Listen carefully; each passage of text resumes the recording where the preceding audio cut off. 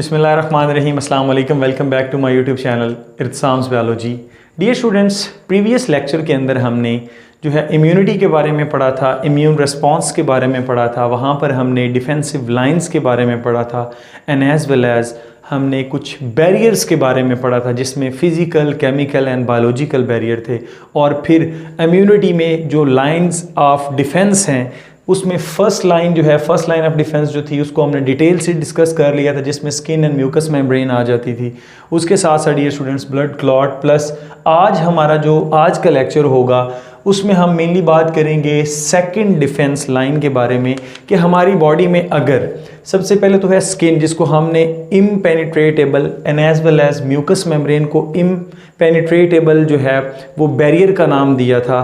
ये वो लाइंस हैं जिसमें से जो बैक्टीरिया या वायरस या कोई भी माइक्रो ऑर्गेनिज्म और एंटीजन है, कोई भी मटेरियल है, फॉरेन मटेरियल, वो आपकी बॉडी में पेनिट्रेट नहीं कर सकता, क्योंकि ये उसके लिए इसको क्रॉस करना इन बैरियर्स को बहुत ही मुश्किल होता है। और अगर वो इन बैरियर्स को क्रॉस कर जाए तो डियर स्टूडेंट्स फिर क्या होगा, फिर आपके पास जो सेकंड लाइन है वो एक्टिवेट हो जाती है।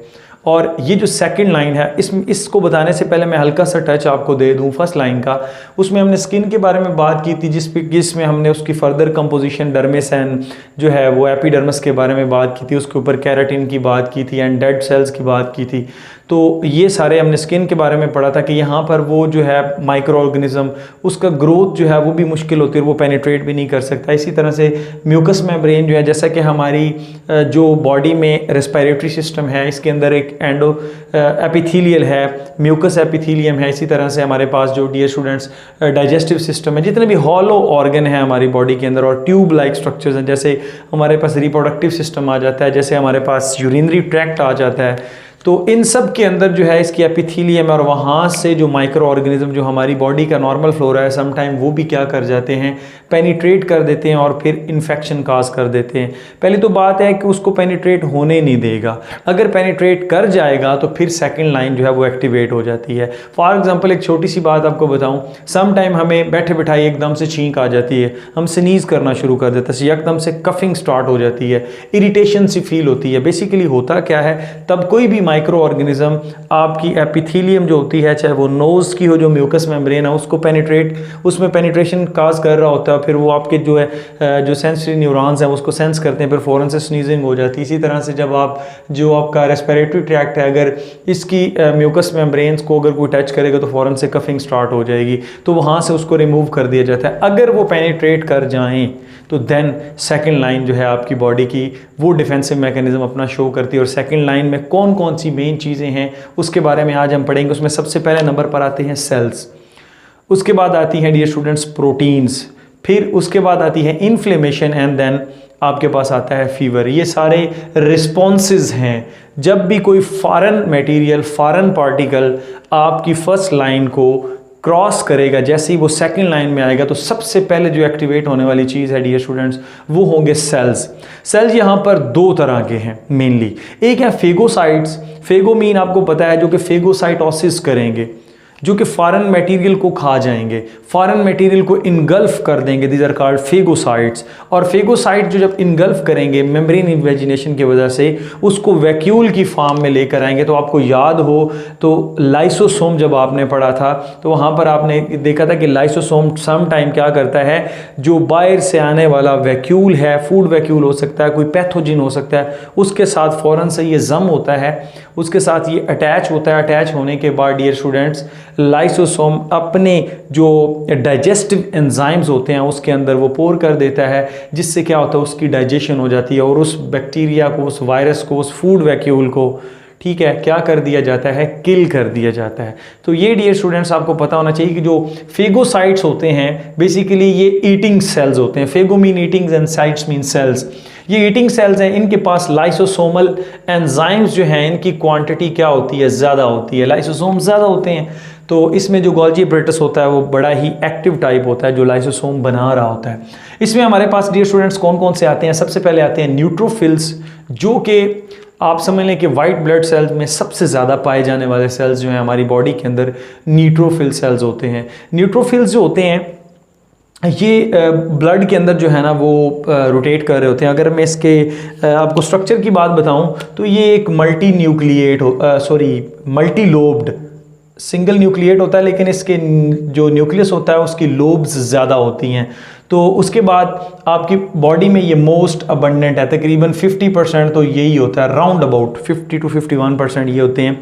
उसके बाद ये ग्रेन्युलोसाइट है, इसके अंदर छोटे छोटे ग्रेन्यूल्स पाए जाते हैं। उसके बाद ये स्टूडेंट्स ये सूडोपोडिया की मदद से अमीबा लाइक, जैसे अमीबॉइड मूवमेंट है सूडोपोडिया की मदद से जो है उसकी तरह से ये क्या करता है, अपनी जो लोकोमोशन है वो करने में हेल्प करता है एक जगह से दूसरी जगह। फिर उसके बाद ये सिंगल फेगोसाइटोटिक एक्टिविटी करता है, फेगोसाइटोटिक सिंगल एक्टिविटी, उसके बाद इसकी डेथ हो जाती है। सो बड़ा शॉर्ट लिव्ड टाइप है ये। उसके बाद ये students also cause inflammation and it has ability to squeeze, तो ये सिक्वीज भी कर सकता है। ये उन जगहों पर भी जा सकता है जहाँ पर कोई दूसरा वाइट ब्लड सेल जो है या दूसरे बॉडी के सेल्स नहीं जा सकते, बिकॉज इसकी वजह से, सूडोपोडिया की वजह से, अमीबा लाइक मूवमेंट की वजह से, क्योंकि इसके पास जो ये ब्लड कैपिलरीज है टिश्यूज़ के अंदर, तो टिश्यू जो इंटरस्टिशियल स्पेस होती है उसमें से भी ये स्क्वीज़ करता हुआ आगे चला जाता है और फेगोसाइटोटिक एक्टिविटी जो है वो कर देता होता है। इसी वजह से हम इसको बड़ा ही एक्टिव टाइप का सेल बोलते हैं। जैसे ही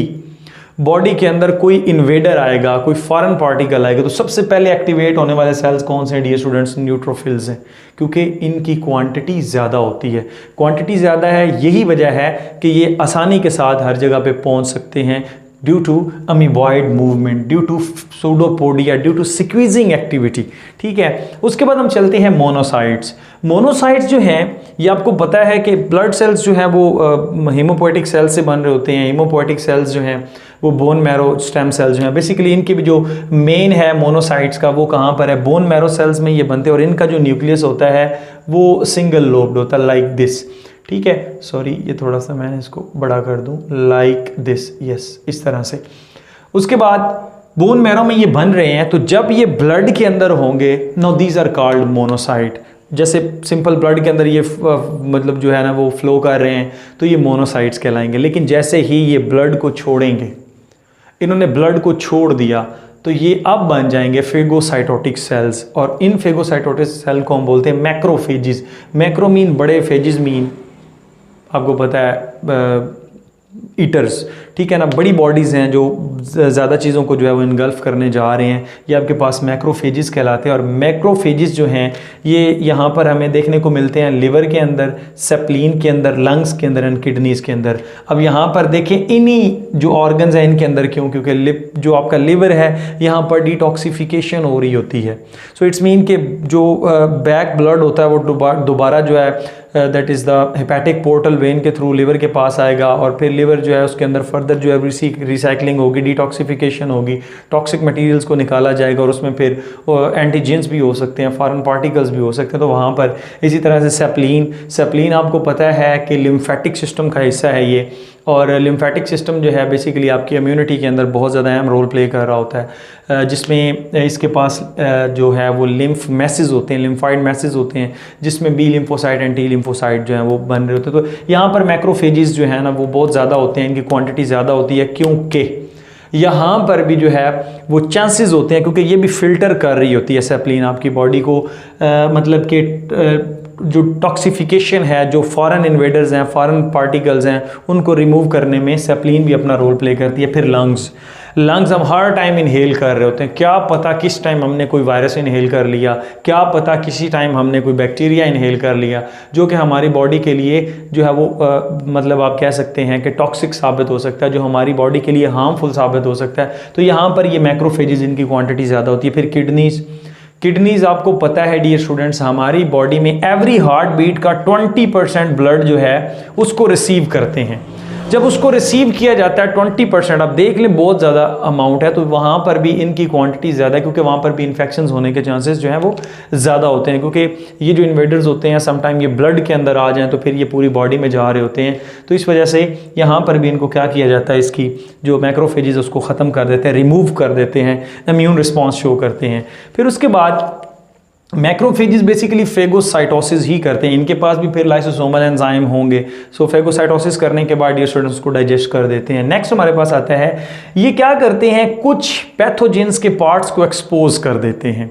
मसलन एक बैक्टीरिया को पकड़ा, फेगोसाइटोसिस तो की लेकिन फेगोसाइटोसिस के बाद उसके कुछ कुछ पार्ट्स जो है ना वो अपने सेल्स अपने ऊपर, फॉर एग्जांपल ये आपके पास एक जो है वो मैक्रोफेजेस हैं, तो ये बैक्टीरिया था, इसने इसको इनगल्फ कर दिया, जब इसके अंदर आ गया, जैसे इसके अंदर आएगा फेगोसाइटोसिस एक्टिविटी तो इसने कर दी फेगोसाइटोटिक एक्टिविटी, लेकिन इसके कुछ पार्ट्स जो है ना ये ऐसे बाहर एक्सपोज कर देगा। ये एक्सपोज करने का फ़ायदा क्या होता है, इस तरह से जो इन्वेडर्स हैं, जो एंटीजेंस हैं, उसके पार्ट्स को, उस बैक्टीरिया के पार्ट्स को इस तरह से आवेज़ा कर देना, एक्सपोज कर देना, डिस्प्ले कर देना। उसका फ़ायदा क्या होगा? सबसे पहले डियर स्टूडेंट्स उसका फ़ायदा होगा, ये प्लस का मतलब है इन्हांस करना, ये अदर बॉडी सेल्स को इन्हांस करेगा, उसके एक्टिवेट करेगा उसकी एक्टिविटी को कि आए भाईजान इस जगह पर क्या हो चुका है, इन्फेक्शन हो चुका है, तो इस इन्फेक्शन को हमने क्या करना है, न्यूट्रलाइज करना है डियर स्टूडेंट्स, जिसमें आपके पास जो है वो फिर स्पेसिफिक रिस्पांस शुरू हो जाता है, जिसमें फिर आगे T lymphocyte and B lymphocyte activate होंगे। एक्टिवेट होने के बाद वो particular antibodies and memory cells, plasma, clone cells वो बनने शुरू हो जाएंगे। फिर ये क्या करता है, एक्टिवेट करता है, इन्हांस करता है, यहाँ पर भी प्लस है, कुछ प्रोटीन्स को, ठीक है। ये प्रोटीन्स जब बॉडी के अंदर बनती हैं तो ये प्रोटीन्स ट्रिगर करती हैं किसको, फर्दर मोनोसाइट्स को, कि कुछ और ज़्यादा मोनोसाइट जो हमें चाहिए, क्योंकि जितने बॉडी के अंदर मोनोसाइट ज़्यादा होंगे मैक्रोफेजेस, उतने ज़्यादा होने के चांसेस होते हैं, जो कि मैक्रोफेजेस के अंदर फिर बाद में कन्वर्ट होते हैं और फेगोसाइटोटिक एक्टिविटी को कंट्रोल करते हैं, और इस तरह से उस पैथोजन को जो है वो ख़त्म कर दिया जाता है। ये तो आपके पास थे फेगोसाइट्स। अगर इनसे भी काम बढ़ जाए तो फिर ये स्टूडेंट्स क्या होता है, नेचुरल किलिंग सेल्स आ जाते हैं। ये इनके साथ साथ ही काम कर रहे होते हैं। नेचुरल किलिंग सेल्स जो होते हैं एनकेसी, इनको हम साइटोटॉक्सिक सेल्स का भी नाम देते हैं, जैसा कि मैंने ये लिख दिया है। ये एक टाइप है किसकी, टी लिम्फोसाइट्स की, ठीक है। और ये नॉन स्पेसिफिक, जितना भी अभी मैंने बात की है ये नॉन स्पेसिफिक, इसमें स्पेसिफाइड नहीं हुई कोई भी चीज़। उसके बाद ये स्टूडेंट्स ये करते क्या हैं, ये एनकेसी, ये बेसिकली पर्टिकुलर प्रोटीन्स बनाते हैं। These proteins are called perforins. Perforins आपको पता है पोर्स काज करने वाली, परफोरेटेड बनाने वाली, मेम्ब्रेन के अंदर छोटे छोटे सुराख कर देने वाली। फॉर एग्जांपल कोई बैक्टीरिया आया है, ये बैक्टीरिया कर लेते हैं, ये बैक्टीरिया है, तो डियर स्टूडेंट ये सबसे पहले क्या करेंगे, परफोरेंस इसके पास आएंगी और इसकी मेम्ब्रेन के अंदर सुराख कर देंगी। जब सुराख हो जाएंगे, पोर्स हो जाएंगे, तो इसका साइटोप्लाज्म बाहर आ जाएगा, तो डेथ हो जाएगी। Simple is that. ये इनगल्फ नहीं करती, ठीक है, ये जस्ट प्रोटीन्स बनाती हैं ऐसी, जो कि क्या करेंगे डियर स्टूडेंट्स, इसके अंदर पोर्स काज कर देंगे, इसकी मेम्ब्रेन्स के ऊपर अटैक करेंगी ये वाली प्रोटीन्स। ये आगे हम पढ़ेंगे ये प्रोटीन्स बेसिकली कब और कैसे एक्टिवेट होती हैं। उसके बाद डियर स्टूडेंट्स होता क्या है कि आपके पास ये एपोप्टोटिक प्रोटीजेज होते हैं, जैसे ग्रेनजाइम्स हैं, ये फौरन से इन पोर्स के अंदर चले जाते हैं और सेल की एपोप्टोसिस कर देते हैं। एपोप्टोसिस यानी कि प्रोग्राम सेल डेथ कर देते हैं, और वो जो बैक्टीरिया था, इन्वेडर था, उसकी फिर क्या हो जाती है, डेथ हो जाती है। नेक्स्ट हमारे पास आता है कि इसके अलावा सेल्स की तो हमने बात की, लेकिन दूसरे नंबर पर मैंने आपको बोला था कि प्रोटीन्स, सेकंड लाइन में पहले सेल्स इसको कवर करेंगे, सेल के साथ साथ प्रोटीन्स भी जो हैं वो अपना काम परफॉर्म कर रही होती हैं। फिर इन्फ्लेमेशन, देन फीवर। पहले हम पढ़ लेते हैं प्रोटीन्स के बारे में। एक ना इसमें एक सिस्टम काम करता है dear students, that is the protein complement system. Complement कहते हैं, यार तुमने मुझे बड़ा कॉम्प्लीमेंट दिया है, थैंक्स फॉर द कॉम्प्लीमेंट। मतलब मेरा समझ लें कि जैसे मैं आप मुझे कॉम्प्लीमेंट ही देते हैं लाइक्स करके, शेयर करके, या फिर कमेंट्स के फॉर्म में, तो मुझे खुशी होती है ना, मतलब मेरे स्टेमिना को बूस्ट कर दिया जा रहा है, मुझे और ज़्यादा जो है ना वो मेरा दिल करता है कि मैं ज़्यादा अच्छे वाला लेक्चर जो है वो प्रिपेयर करके और आपको दूँ। तो दैट इज़ कॉल्ड कॉम्प्लीमेंट। यही काम कर रही होती हैं प्रोटीन कॉम्प्लीमेंट सिस्टम। इसमें क्या होता है कि 30 टाइप्स की इनएक्टिव प्रोटीन्स होती हैं जो हमारी बॉडी के अंदर मेनली जो है वो रोटेट कर रही होती हैं। होता क्या है, ये ऐसे ही है बस, जैसे बिल्कुल आप क्लास में बैठे हैं और क्लास में ऊपर से पिज़्ज़ा आ गया है, तो आप एक दूसरे को एक्टिवेट करेंगे, देख यार पिज़्ज़ा आ गया सर, पिज़्ज़ा लेकर आ गए, ठीक है हम भी खाएंगे। तो बड़ा ज़रा एक्स्ट्रा टाइप लार्ज वाला ना, फिर एक पिज़्ज़ा नहीं, फिर 2 पिज़्ज़ा नहीं, फिर 3 पिज़्ज़ा आ जाएंगे, फिर आप ज़्यादा ही एक्टिवेट हो जाएंगे। सिंपली यही बात होती है कि इसमें क्या होता है कि एक प्रोटीन, फॉर एग्जांपल ये प्रोटीन है, ये अगली 2 प्रोटीन्स को एक्टिवेट करती है, ठीक है। इसी तरह से ये अगली को इस तरह से ये अगली को मतलब एक्टिवेट करती जाएंगी, तो इस तरह से ये कॉम्प्लीमेंट बन जाएगा, इनहेंसिस कर देंगे, ये बढ़ा देंगी। फर्दर देखना है किसको, अब ये डियर स्टूडेंट्स इनएक्टिव फॉर्म में थी, जब भी कोई एंटीजन आएगा तो ये एक्टिवेट हो जाएंगी और फिर इस तरह से ये चेन रिएक्शन चला देंगी कि तुम भी एक्टिवेट हो जाओ, तुम भी हो जाओ, क्योंकि हमने बॉडी से इस फॉरेन मटेरियल को निकालना है। इसके बाद ये करती क्या है, एनहेंसिस करती हैं एक्टिविटी ऑफ एंटीबॉडीज़, एंटीबॉडीज़ की एक्टिविटी को बढ़ा देंगी और प्लस फेगोसाइट की एबिलिटी को या एक्टिविटी को बढ़ा देंगे, उसको एनहेंस करेंगी। तो ये एक तरह से क्या कर रही होती हैं, ये कुछ ऐसी प्रोटीन्स, ऐसे कुछ केमिकल्स जो हैं ये मिल के जो आपके पास एंटीबॉडीज़ की एक्टिविटी है उसको भी बढ़ा देंगे, उसकी भी एबिलिटी को बढ़ा देंगे, उसको मज़ीद जो है वो आप कह लें कि उसको मोर एक्टिव कर देंगे और साथ ही साथ जो फेगोसाइट्स हैं उसको भी। और उसके साथ साथ ये क्या करती हैं dear students, promote inflammation. Inflammation का जब भी नाम दिया जाएगा तो बेजोफिल आपके सामने आ जाएंगे, बेजोफिल्स। ये सेल्स जो हैं वाइट ब्लड सेल्स से हैं और बेजोफिल एक ख़ास केमिकल प्रोड्यूस करते हैं, हिस्टामिन। देखिए जब भी आपको फ्लू होता है तो आपके ये अंदर वाले जो कॉन्चाज हैं नेज़ल कैविटी के, उनके अंदर इन्फ्लेमेशन आ जाती है। इन्फ्लेमेशन क्यों आती है, क्योंकि उसके अंदर हिस्टामिन की प्रोडक्शन ज़्यादा हो जाती है। बेसिकली वो भी कोई वायरल या कोई बैक्टीरियल इन्फेक्शन ही होता है। हिस्टामिन उस जगह पे क्या करती है, जो ब्लड है उनकी वेजल्स को डायलेट कर देती है। जब वेजल डायलेट होती हैं तो ब्लड से जो एक्स्ट्रा जो प्लाज्मा होता है ना, जिसको अब हम इंटरस्टिशियल फ्लूइड कहेंगे, वो बाहर आ जाता है टिश्यूज़ के अंदर और फिर इन दैट रिजल्ट टिश्यू जो उसके अंदर इन्फ्लेमेशन हो जाती है। और ये करता कौन है, हिस्टामिन है, केमिकल है, वो करता है। इसी वजह से हम जब भी हमें कोई सोजिश होती है या हमें कोई ये फ्लू वाला सिस्टम होता है, हमारा गला जो है वो बंद हो जाता है, तो डॉक्टर हमें एंटी हिस्टामिन देते हैं, जिसमें आपके पास एग्जांपल जो है वो एंटी एलर्जिक मेडिसिन आ जाती हैं, जैसे लोराटाडीन है, डेसलोराटाडीन है, जैसे आपके पास कैस्टीन जिसमें एबेस्टीन आ जाता है। उसके बाद ये स्टूडेंट्स आपके पास सिट्राजीन, लिवोसिट्राजीन है, पिरिटॉन लाइक, इस तरह की ये मेडिसिन जो हैं ये आपके पास ऐसी मेडिसिन होती हैं जो एंटी इन्फ्लेमेटरी होती हैं, यानी कि एंटी हिस्टामिन होती हैं। हिस्टामिन का जो लेवल है उसकी प्रोडक्शन को कम कर देती हैं, मतलब बेजोफिल्स को इनएक्टिव कर लेंगी इन अ सेंस, ठीक है। उसके बाद वो हमारा वैसे फर्दर उसके बारे में डिस्कस करना नहीं बनता था, लेकिन चलें कोई नहीं। तो ये इन्फ्लेमेशन जो है ये हिस्टामिन की वजह से, तो ये भी एक रिस्पॉन्स है, भाई इस जगह पर इन्फेक्शन हो रहा है, अपना जल्दी से काम करें, इस जगह पे पर्टिकुलर जो है वो आप अपना जो भी आप बंदोबस्त करना चाहते हैं फिजिकली वो भी कर लें, बॉडी तो कर ही रही होती है। उसके बाद आता है कि attacks on the plasma membrane, जैसे मैंने आपको पहले बताया है, उसकी एग्जांपल जो है परफोरिन्स हैं। ये परफोरिन्स ही बेसिकली ये कॉम्प्लीमेंट सिस्टम में हेल्प कर रही होती हैं, उसको पोरस बना देती हैं ताकि उसकी बॉडी पोरस हो जाए और उसमें से साइटोप्लाज्म बाहर आ जाए। नेक्स्ट हमारे पास आता है डियर स्टूडेंट्स इंटरफिरॉन्स। इंटरफिरॉन्स एक अलग कैटेगरी है जिसमें आपके पास साइटोकाइंस आ जाते हैं। साइटो मीन सेल और काइंस मीन मूविंग। अच्छा, ये इंटरफिरॉन्स हरगिज़ मतलब ये नहीं है कि हम बाहर से इंजेक्ट करवाते हैं, हमारी बॉडी में बजाते खुद भी इंटरफिरॉन्स बन रहे होते हैं। फॉर एग्जांपल हम कहते हैं कि जब भी कोई हमें वायरल अटैक होता है तो उसके अगेंस्ट इंटरफिरॉन्स काम करते हैं, या तो हमें इंटरफिरॉन्स लगवाने पड़ते हैं बाहर से या फिर हमारी बॉडी खुद से बना लेती है। बेसिकली ये निकला कहाँ से, इंटरफेयर से निकला है। इंटरफेयर का मतलब है हार्ड कर देना, मतलब पंगेबाजी करना किसके अंदर डियर स्टूडेंट्स, वायरल रेप्लिकेशन के अंदर। वायरल जो डीएनए है या आरएनए उसको रेप्लिकेट नहीं करने दिया जाता।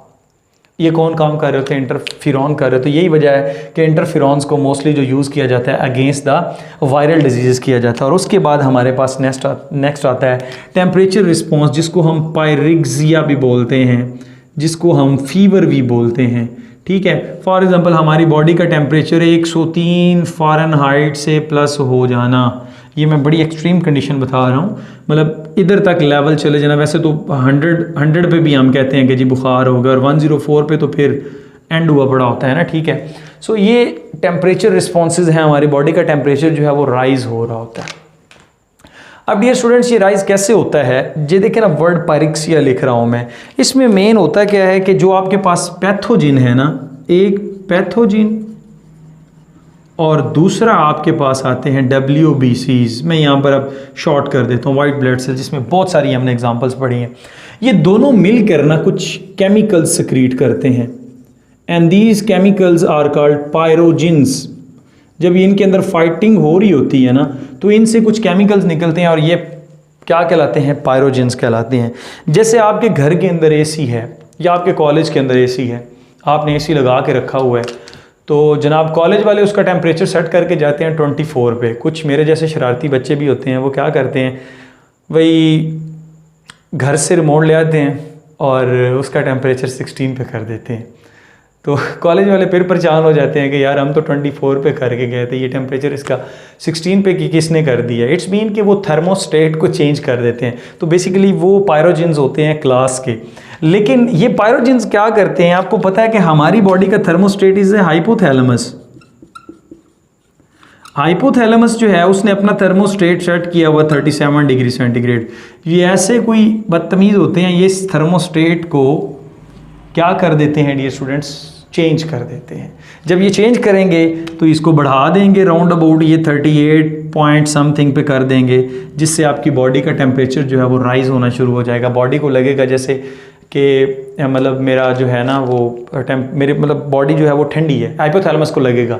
लेकिन इसके रिस्पॉन्स में वो फिर जो है ना वो मेटाबॉलिज्म को तेज़ कर देगा। और इवन दैट के जब आपको बुखार होता है तो आपके अंदर अब चेक करवा के देख लें, आरबीसीज़ का लेवल डाउन हो रहा है, डब्ल्यूबीसीज़ का लेवल ज़्यादा हो रहा होता है। वो रीज़न ये होती है कि फिर जितने वो केमिकल्स जितने पैथोजेंस ज़्यादा बढ़ते जाएंगे उतने ही वाइट ब्लड सेल्स भी बढ़ते जाएंगे, जैसा कि मैंने ये आपको पहले बताया यहाँ पर। और फिर यहाँ पर मैंने आपको एक और जगह पर भी बताया कि ये उसको प्लस करते हैं, यहाँ पर ये उसको प्लस कर रहे हैं। इट्स मीन कि ये जितने भी केमिकल्स होते हैं, जितनी भी प्रोटीन्स होती हैं, ये जो आपके पास दूसरे सेल्स होते हैं उनका नंबर को बढ़ाने में हेल्प कर रहे थे। और आरबीसीज़ आपके डाउन होना शुरू, यही वजह होती है कि फिर इंसान को वीकनेस होना शुरू हो जाती है बुखार की हालत में। And that particular situation is called pyrexia और we can say fever. It is basically a immune response. ये आपके पास रिस्पॉन्स होता है against the infection which is caused by the foreign material, foreign particle और foreign DNA including bacteria and viruses etcetera. And I hope कि आपको second जो line है वो बहुत अच्छे से समझ आ गई होगी। अब डियर स्टूडेंट्स, इसमें एमसीक्यूज़ किस टाइप के आ सकते हैं, थोड़ा सा वो भी डिस्कस कर लेते हैं। सबसे पहले तो आपसे जो है ना वो सेकंड लाइन में सबसे पहले पूछा जा सकता है कि कौन सी चीज़ एक्टिवेटेड होती है। सीक्वेंस वाइज सेल होते हैं, then protein, then inflammation, then आपके पास फीवर आ जाता है। इन्फ्लेमेशन के बाद ही मोस्टली फीवर होता है, ठीक है।